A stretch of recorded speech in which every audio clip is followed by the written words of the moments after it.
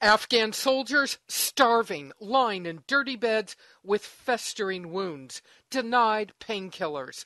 All of this at the Kabul National Military Hospital, a hospital the U.S. paid more than $100 million to help the Afghans run.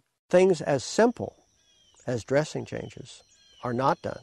Patients become infected and they die.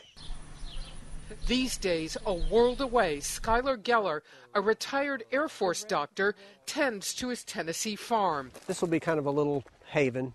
From February 2010 to February 2011, he oversaw training of Afghans at the hospital. These photos were taken by his American military staff. There are patients that are starving to death because they can't buy the food. They have to bribe for food. They have to bribe for medicine.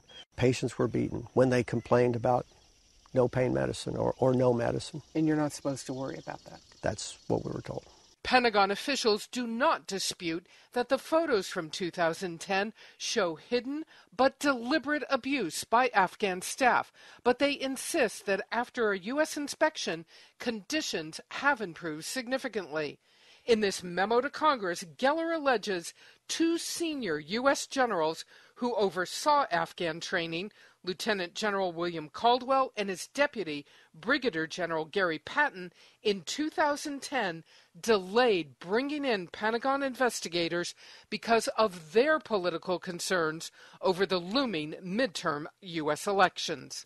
Geller says Caldwell was angry his staff wanted the Inspector General to investigate and that Patton ordered a delay out of concern it would embarrass the Obama White House. And then he said, but we don't want to put that request in right now because there's an upcoming general election.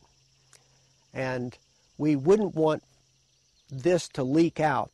That's just not acceptable. Congressman Jason Chaffetz's House Oversight Subcommittee is investigating the general's alleged behavior. Now, that's a very serious allegation, but it didn't come from just one high-ranking military official on the ground. It didn't come from just two. We have several of them who have stepped forward and said, yes, this was indeed the case. Geller says he wants the truth to come out.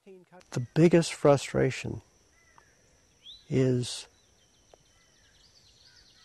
our own leadership's